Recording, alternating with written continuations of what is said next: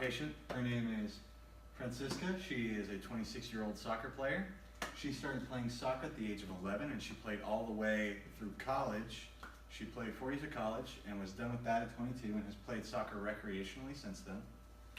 And she has a grade 2 tear of her right PCL. On the 2nd of April of 2017, she was playing a game and fell onto the ground while trying to get a ball away from a defender. And that player fell onto her leg, causing her tibia to posteriorly translate on her femur. And that caused an isolated grade 2 sprain of her PCL. Your PCL, or posterior cruciate ligament, is the primary resistor for posterior translation of your tibia on your femur.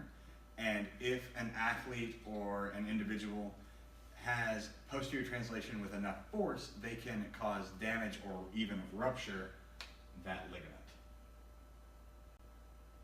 Up here we have the different grades or severities of a PCL injury. On the far side we have a healthy PCL with no damage at all. Then we move to a grade 1 which has no actual tear, but you have stretched that ligament farther than its yielding point. And then a grade 2 is a partial tear, which is what our patient has. Then a grade 3 is a complete rupture of the ligament. We have some concerns with this patient going into this recovery. First and foremost is Francesca is a young athlete, and young athletes think they can take on the whole world without consequences. So overconfidence in the beginning in doing too much that will re-injure her leg or mess up structures in her knee worse, that is a major concern. Another concern is making sure she's ambulating correctly with good biomechanics, because if she's causing any other structures, like in her other hip or her other knee or her hip on the affected side, to be different and detrimental, then we don't want to cause further injury to another part of her body because her knee doesn't allow her to ambulate normally. And another concern is decreased range of motion and knee stability, because if she can't get full extension or if she can't ambulate normally, she can damage other structures, like I said before. Our primary precaution for this rehab is posterior translation of the tibia on the femur. And the hamstrings, which all attach to the back of your tibia, are the primary things that cause posterior translation. And we want to avoid hamstring activity early because she has a partial tear of her PCL, not a complete rupture. So there's still something in there that can be damaged with posterior translation. Also, if that joint becomes super unstable, she can damage other structures in her knee like a meniscus or her ACL, even if she has too much activity too early. Phase 1 of rehab focuses primarily on pain control and swelling with a little bit of range of motion focus. So our goals for this phase is to get her pain down to a 1 out of 10 by the end of the first phase and decrease swelling to within 5% of her unaffected knee. Another goal in this step is to get her range of motion to 80% of her uninvolved side.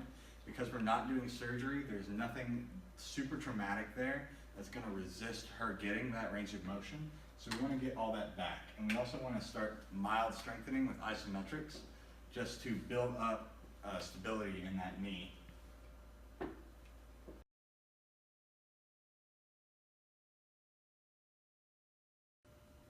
Okay, so the first exercise we're going to have the patient do is going to be our ankle pumps. So we would have them lay on their back on this table. Try to keep your feet close to the edge. Let's go ahead and lay all the way back. And all you're going to do is you're going to bring your toe to your forehead. Now back to where you started, and you're just going to keep doing that until I tell you to stop. Alright, so the next exercise we're going to do is going to be our quad sets. So we're going to have the patient lay on their back again. So you're going to put this underneath their distal ankle. Now what I need you to do is I need you to flex your quad and extend your knee. And hold it. And then relax. Okay, so the next exercise we're going to do are going to be our short arc quads. What we're going to have to do is have the patient lay on your back again. You're going to use a bigger bolster this time and put it underneath their knees. And it's going to be very similar to your quad sets. What I need you to do is flex your quad and extend your knee. And you're going to hold it for 5 to 7 seconds. And then release. Phase 2 is the active phase of rehab, and our goals for this phase are to get complete range of motion, get a lot of her strength done, and to be completely done with pain and swelling. So our specific goals are to get 0 out of 10 pain and no swelling in the knee, in the affected knee. We want her to have complete range of motion and flexibility when compared to her other knee. We want to have her quads, her hamstrings, and her ab and adductors grade out at a 4 when manually muscle tested by the end of this phase, and we want her to be able to completely weight bear at the end of this phase.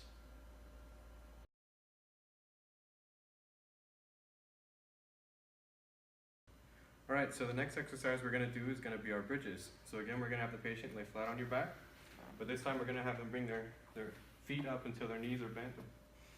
Now what you're gonna do, when I say go, is you're gonna lift your hips up, you're gonna engage your core, squeeze it really tight, and make sure you're squeezing your backside too, and you're gonna hold it for 5 to 10 seconds.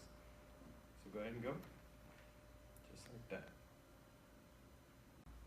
All right, so the next exercise we're gonna do is gonna be our mini squats. So what you're gonna have the patient do is stand with their feet about shoulder width apart.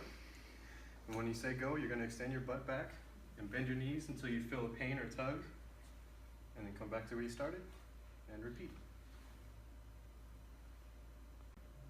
All right, so the next exercise we're gonna do is gonna be our single leg balance. So what you're gonna do is you're gonna stand on your affected leg with your knee slightly bent, your eyes open, and you're just gonna balance for about 30 seconds. Good. Phase 3 is the resistive phase of rehab. In this phase, we want to get all of her strength back to 100%, and we also want to get in her proprioception, her agility, and her balance, and start some functional exercises so we can start moving towards sport specifics. Our specific goals for this phase are tests out of 5 out of 5 for her quads, her hamstrings, and her ab and adductors. And we want to have proprioception, balance, and agility to get almost to 100% by the end of this phase. We also want to start doing functional stuff.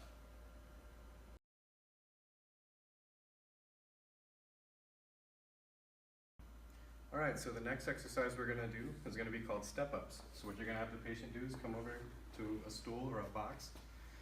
You're gonna have them step up with one leg, bring the other up and back, and then switch. So go ahead and try it for me.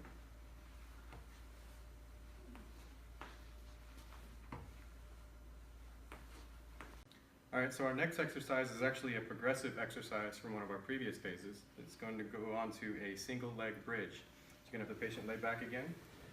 And this time, instead of both legs coming up, you're only gonna have one. So go ahead and put this one back out for me. Now, when I say go, you're gonna do exactly like before. You're gonna raise your hips up, and you're gonna squeeze your core and your backside. So go. Perfect, just like that. All right, so this next exercise is gonna be called line jumps. And what you're gonna have the patient do is exactly what it sounds like. You're gonna have them jump over the line, frontwards to back with feet together. So just come over and go back and repeat. Phase 4 is the aggressive phase of rehab. It's our final phase. It's our home stretch. We're trying to get her back to where she can play. So our specific goals for this phase, we want to have some sport-specific and functional exercises so she feels like she can do what she was able to do beforehand. We want her to be able to complete her 40-yard dash time in the time that she was able to do before she got injured, and our baseline for that is a 4.7, 4.40. We also want her to be able to complete a 20-yard shuttle, so her agility is the same as it was before, and we want her to be able to do that in a 4.12. And our last goal is that she feels like she can go back to soccer and do exactly what she was able to do before she got injured at the end of this period. So by the 21st of May, we want her to be able to play soccer like she was before.